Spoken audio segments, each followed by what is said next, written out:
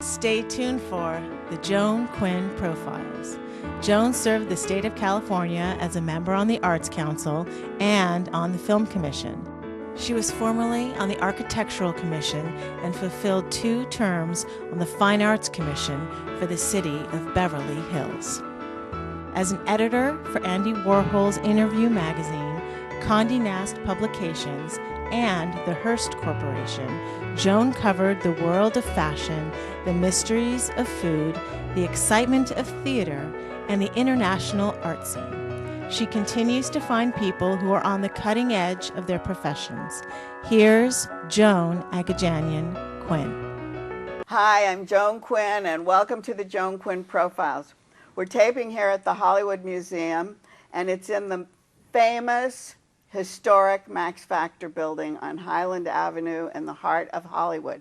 And our guests today are director, author Stephen Sacs and actress Amberlee Colson. Award-winning playwright, director, co-artistic director of the Fountain Theater, which is just down the street from the Hollywood Museum, was born in Northern California and raised in Southern California. He went to Agoura High School and the LA City College Theater Academy. So were you interested in theater when you went to high school? I was. In fact, that's sort of where this whole spark began. It's all because of a theater teacher that I had at Agoura High School. I love it when they talk about their mentors, and it all goes back to a teacher. It does. I mean, I think that's true for so many of us. Yes. That we always had that one magic teacher that changed our life and turned our lives around. And nothing before Agoura High School? Not in the family or anything? Not in the family. My father was a newsman, was a journalist with CBS News. Oh, cool. That was in the Walter Cronkite era and all of that. So he was a very serious. Which is not what you are. No. Oh, so that's interesting. Yeah. But I was always sort of interested in doing plays when I was younger, but it was when I walked into the classroom of this magical person who just turned my life around, and his name is Jim Gilchrist. Isn't that great? And you always remember the names. My math teacher, I remember because she opened up algebra to me. It was like somebody just put a key. Exactly. And opened it up. And the door opens. Right. Exactly. And your life has changed forever. Right, and he just made us all believe that being in the theater was somehow this extraordinary vocation, and that anyone who was not involved in the theater was somehow, lesser than, and they didn't quite understand life as we knew it. But he was full of passion and love. Was he a writer? No. Was he an actor? He was a director. And a teacher. He was a teacher. He was really gifted in that way. But I wondered, did he want to be an actor? Was that the... Not really. Wanted to always teach? He taught for a very, very long time. And in fact, he's now retired. And we all went to his retirement party. And there were like hundreds or thousands of students who showed up, whose lives he had changed. It's a wonderful life. It's like the entire community came to celebrate this man. And that was here. Yeah. In Los Angeles. Yeah. So... here you are. Were you going to be an actor when you finished high school? Yeah, I went. Then I went to LA City College Theater Academy, and I was going to be an actor. I studied to be an actor, and I was an actor for about 10 years. A long time ago in a galaxy far, far away. And then you decided to co-found a theater. Right. How does that happen? Well, I was part of a theater company here in Los Angeles as an actor. And I decided to just direct a play, and kind of liked it, and discovered that I was pretty good at it, and then was told that they needed some help in the office at the theater organization where I was at, and just for a few weeks, they said. And I said, well, I'll go in for a few weeks just to help out. Well, I went in there and ended up staying in the office there for years. For years? Yeah, and ended up, the theater manager and running the organization. Oh, you're kidding. And that's great. Yeah, that was the Ensemble Studio Theater here in Los Angeles. Oh, it was very good. Yeah. So you just fell into this. It just kind of happened. Again, doors opening. Exactly. And then I went to the Cannon Theater in Beverly Hills. Of course, we with, love that theater. Joan Stein and Susie Dietz, and we did like love letters forever. Oh, did you work with Yeah, them? I You was there for produced and that directed? for about. I didn't direct. I was a manager there at the theater. Oh, you were managing yeah, there. for almost 2 years. Oh, about I a year love and a half. that theater. I'm so Yeah. sorry it was gone. It's gone now. I know. So Yeah. you founded this theater how many years ago? Long. 26 years. And The with Fountain. Deborah Lawler. Right. And are you still friends? We are. We're still speaking. Yeah. But I mean, that's pretty good. It's pretty extraordinary, Yeah, especially yeah. in L.A. Yeah. She called me out of the blue. Deborah Lawler was an independent theater producer at the time. Oh, she was too. Yeah, I see. and she called, and it's kind of interesting. She called me and said that she had just recently had this very serious car accident in New York State. And when she was laying in the hospital, she said to herself, if I survive this accident, I'm going to start my own theater company. Oh, thank you, And God. so thank right? God she survived. and so she picked up the phone. She knew who I was and said, if I do this, will you run it with me? And so I did said you yes. start on Fountain? Yeah. That's So- the building you started in? That's right. We kind of began shopping for buildings, and then as soon as, again, the door opened on Fountain Avenue, we just knew that we were home. There was, Did you build the theater? No, It was it w- already built? Yeah, it was already an existing theater. It had been a theater for about 50 or 60 years. Oh, prior to wow. that, it was a rental house, and we came in, and it was for sale. And Deborah and I walked in and stood on the stage and just looked around and said, this is it. This just feels right, you know. And so you bought the So building? then You bought we acquired the building outright in 1990, which was like the smartest thing we ever did. Really? And then we kind of plugged in the phones and got a couple of desks, and she and I were just sitting there alone in this empty building and saying, like, what do we do now? Oh my God. And now 26 years later, you know, we have thousands of subscribers, and we're a very highly respected intimate theater in LA. The thing about 26 is your neighborhood's been shifting and changing, and you've been very inclusive of the neighborhood and the changes. How does that happen? Well, How did it start and where did it go? Well, it really is at the core of our artistic mission, which is to serve communities that reflect the diversity of Los Angeles. and that's it. It is. You've got it all in your theater, right? Exactly, we really do. I mean, in the neighboring high school, there are 32 different languages spoken at a nearby high school. So we're incredibly diverse, and that's our programming at the Fountain reflects that. We always sit around the table every year and talk about the kind of work that we want to do based on what community needs to be served. Oh, do you change the community? Yes, each year you do a different, because I know you did Armenian plays. Right, Armenian community, the deaf community, the black community, the Asian community. We And recently now you're did doing the Chicano. Right now we have a Latino Hispanic Right. a play called My Manana Comes, which is a new play out of New York. This is the Los Angeles premiere. Oh, I see. It's And- out of New York. Yeah, and we're presenting the LA premiere. So let's talk a little bit about My Manana Comes Sure. from New York. Sure. And how do you acquire something like that? And how do you decide? Well, I read about it. I was looking for a piece of theater that was For the community? Yeah, To that serve would- the community? Yeah, to reach out to the Latino community in Los Angeles, and because of what's going on politically right now, I was really interested in finding something that was about immigration very and labor rights, and that's what this play is. It's a very So funny. what is it, My Tomorrow Comes? Yeah, My Tomorrow Comes, and it takes place in a restaurant, in a kitchen, in a high-end fancy restaurant. These three guys? Yeah, so it's while we're all in the dining room eating our food, the play is about what happens in the kitchen. I And see. it's about these four busboys. Oh, four of them, right? Yeah, in the kitchen of this very fancy restaurant. 3 are Mexican, 1 is African American, and it's about them hustling in plates and dishes and complaining about the customers and getting out Oh, the it's food. so great. Yeah, and also it's about their friendship, but then it takes a turn and begins to be about the hierarchy between them, jostling for position, really? for authority, and then when management kind of puts its foot down and makes a move, it's really about survival on who's going to stay and who's going to go.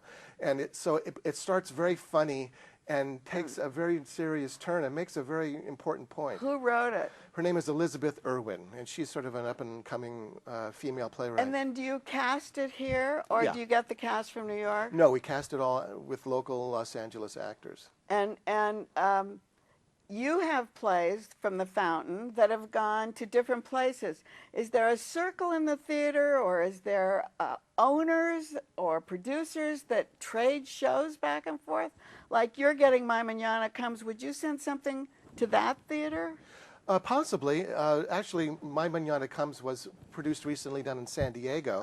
So I went down and saw it there. I see. We are part of an organization, the Fountain Theater is, called the National New Play Network, which is this big organization nationwide. It's theaters that swap plays and scripts and say, hey, we've got a hit show here. You need to read this script. Oh, I see. That's what I wondered. Yeah, Do you so do that? And is it always productive?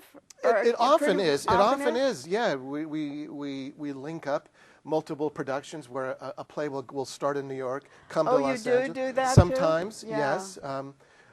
It's like an art show, getting 2 or 3 museums to go in. For Partner up. Right, exactly. It's really just what it says, a network. It's a network of theaters that are dedicated to producing new plays and how we can help each other work together. But a lot of plays that have been created at the Fountain have gone on and been produced nationwide and around the world. That's what I wanted to ask you, because it's gone to New York, Chicago, Scotland, Minnesota.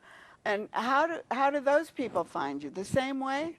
The same way, and depending on the project, I mean, there are all kinds of different scenarios. A recent play of ours that I wrote and was recently produced in London on the West End. My favorite play, Bakersfield Miss. That's right. You wrote it. That's right. I love that play.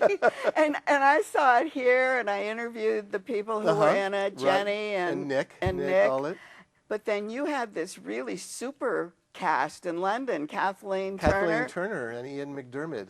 It's pretty cool, Yeah, right? oh, it was amazing. Did you go? Did you direct it? I didn't direct it, but I was there, and what a remarkable experience. And it ran a long time. Yeah, it ran for 3 months, all summer there, and now it's been translated into other languages and is being produced around the world and around the country. In fact, next week I'm going to the Olney Theater in Baltimore, where it's opening there. Is it really? Yeah. So tell us the story about Bakersfield Miss, because I remember reading it.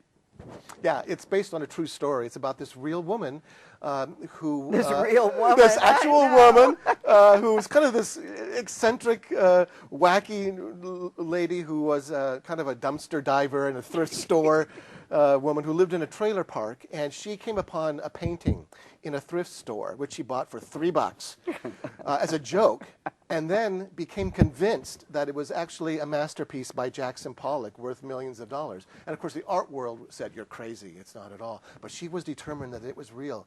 And the play is about what happens when a fancy art expert from New York City arrives at her trailer park to appraise her painting and let her know whether it's real or not.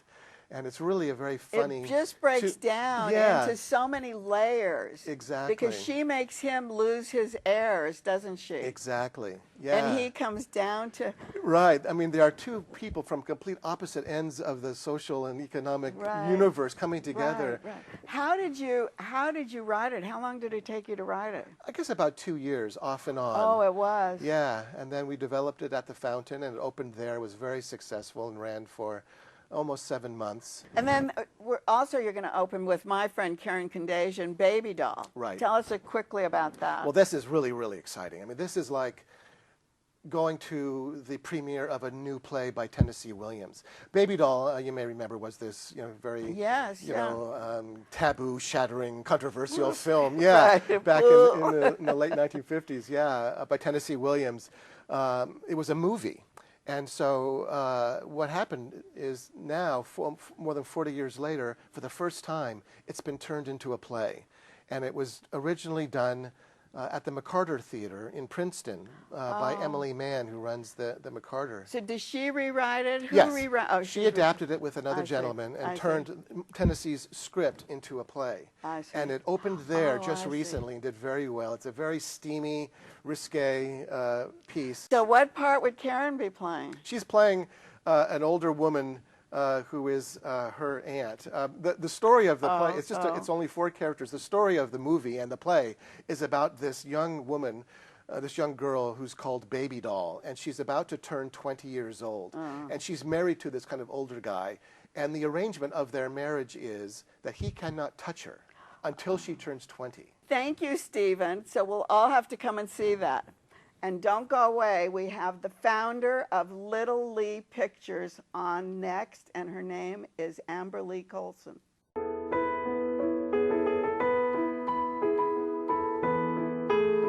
Hi, I'm Joan Quinn, and welcome back to the Joan Quinn Profiles. You know, we're taping here at the Hollywood Museum in the heart of Hollywood. And our guest, actress, writer, producer, Amberlee Colson, grew up in Orange County. She graduated from Loyola Marymount University, studied at New York's Atlantic Theater Company, and is a member of Actor Work Theater. You've seen her in several films, including Love Shack, Good Things, and Always Worthy. So, was Orange County conducive to acting? You know, it was. It was? Well, it was because it got me into musical theater. Oh, that's what I hear. Yes. That was my first dream, was New York and Broadway and singing and dancing and all that stuff. And my vocal cords were just not going to be a singer. So I went to LA. I ended up doing LA instead, and I got really severe into the acting world instead. You got into the acting world instead of singing and dancing? Do you still sing and dance? I do, in the shower for sure. Yeah, no fair. No, I do. I started actually taking lessons again just because I missed it more for myself. But is there any kind of acting in your family?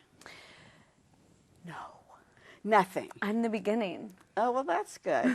So, did you take drama at Loyola Marymount? You know what? I did. I got communications degree. Oh, of course. And that was always the safe. And my parents really wanted me to go to college. And right when I came to LA, I met this man named Steven Anderson who started the Actors Work Theater in LA. So you went there before, after Loyola? At the same time. Oh, at the same so I was time. kind of studying and mining comedy while I was getting my degree in communications. And in hindsight, it was just everything I needed to kind of develop a work ethic for writing a screenplay. So it was really good. Is it Yes. right here in Hollywood?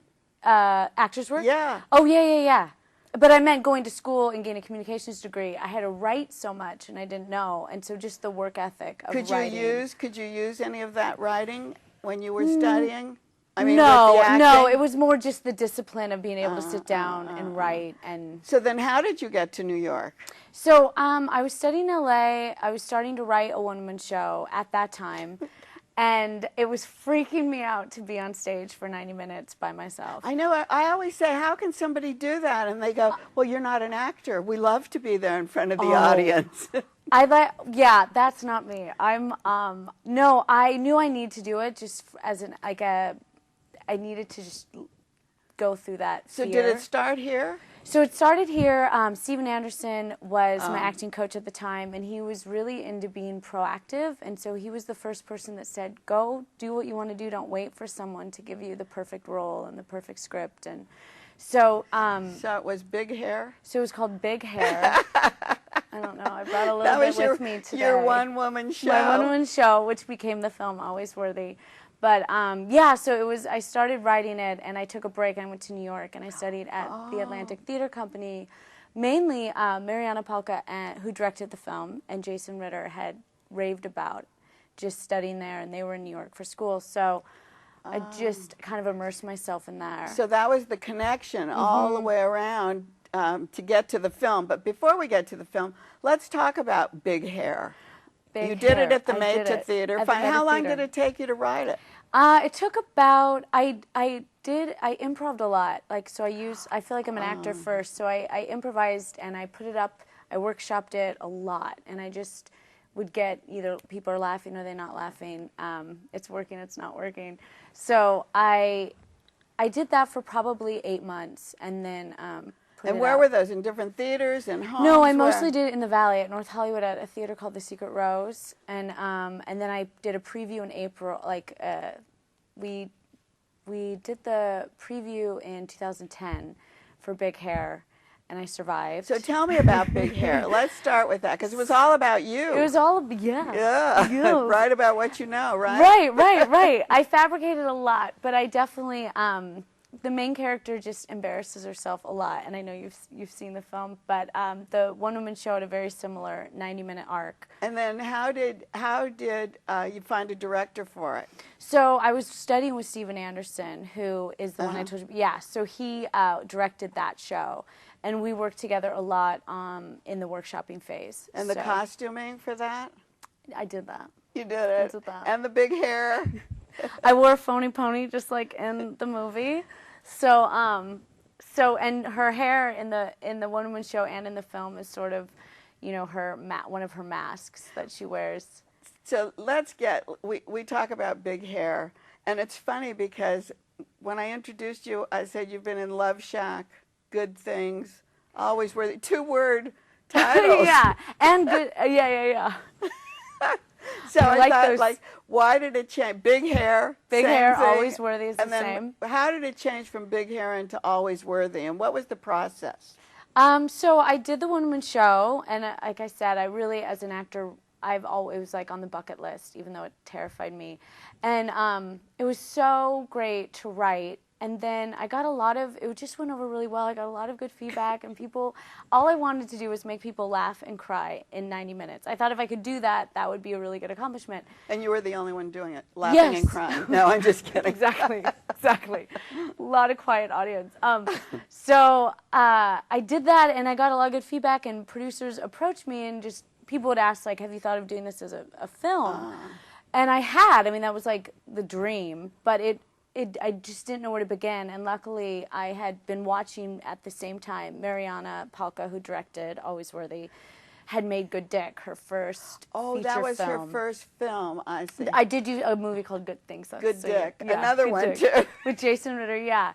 So she had successfully written that, produced it, directed it, and she starred in it. So there was this idea that it existed, that I saw someone very close to me do that. And so that was really important when I went into the script phase, is I just believed that I could do it. So did you write it all and then go to Mariana Palka to direct it? I did. You did? I did. I wrote it. I did a lot of like stage readings again. That just really helps me hearing it out loud, and I think I organically create from an actor's mindset, so I always would use those opportunities. But yeah, I wrote it, and then I presented it to her, and I said, and then she direct? took it? She took it, and she said yes. And really, after she said yes, we financed a lot through Kickstarter. I was going to ask you about Kickstarter. How did that happen? How does that happen? What do you do? So you basically put your heart out there, and you hope people want to support you. Kickstarter actually that's when like a lot of people were going to Kickstarter and making films. It was just a really great platform. And so she had just used it, and we were kind of trying. She had used it for one of her films. She used it for one of her films. She could use it again. Yeah, and we had been talking, and so we were trying to do the typical Hollywood route and try to raise money in private and ask anyone, everyone, and it just was hard, and then you have to lose your creative freedom a little bit. So we just were like, let's just see what happens. And we did a Kickstarter campaign, and we raised a good chunk of money to kind of get us filming. That just got us. So you started. Okay, so then how did you cast it? So luckily, because a one-woman show is one woman, and you played a lot of different roles, though, right? You know what? In the one-woman show, I still played Jules, and then I had like these devices, like she had a voicemail machine that her mom would call. Right. So you got to hear the characters through her voicemail, so you got to see Jules interact with. Right. So now you have these characters, so you have a lot of people there. Yes. Yeah. You know, it was a lot of 6 Degrees of Mariana. She would pitch people, and then we would.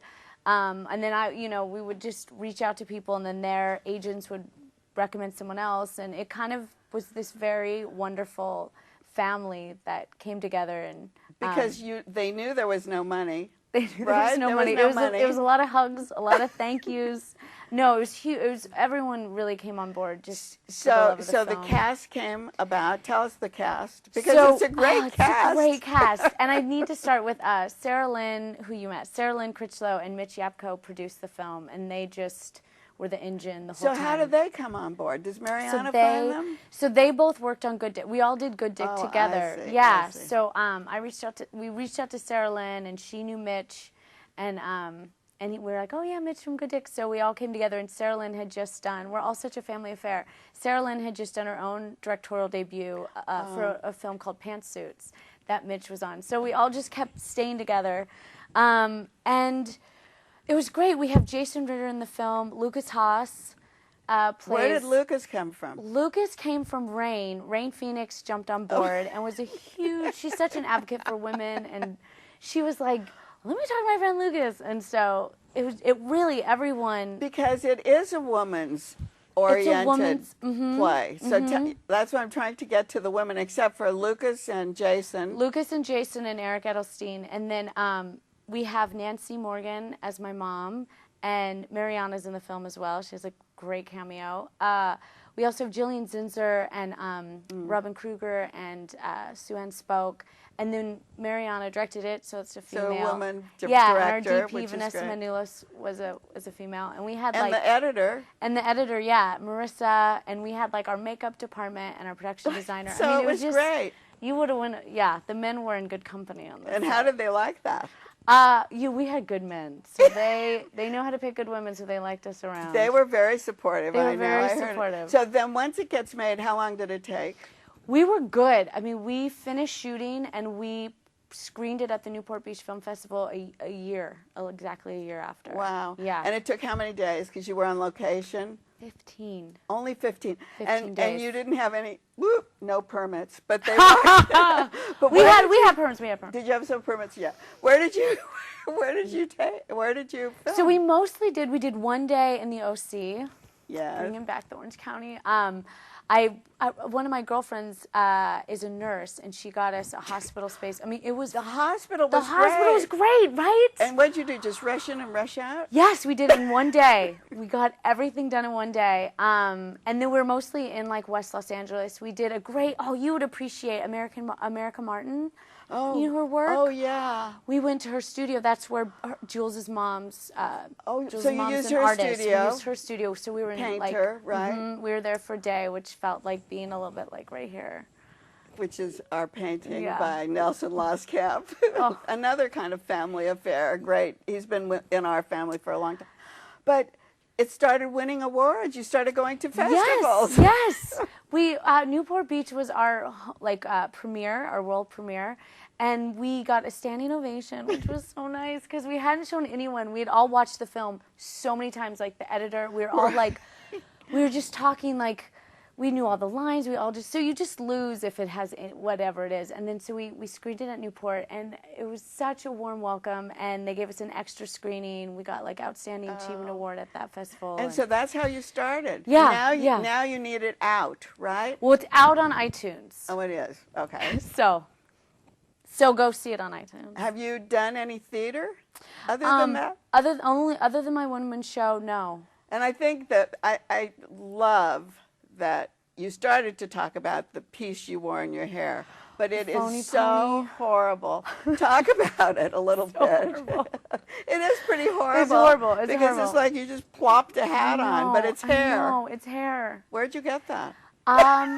You know, I want to say that I think that might be from Orange County. Okay. It might have. You mean someone could have worn it, or someone would wear that? It might have been me. I feel like I had one.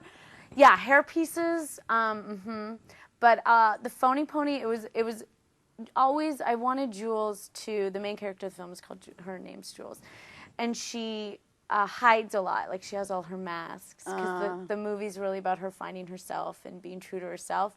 And that's why you changed it from big hair to all. To Always Worthy. Yeah, big hair.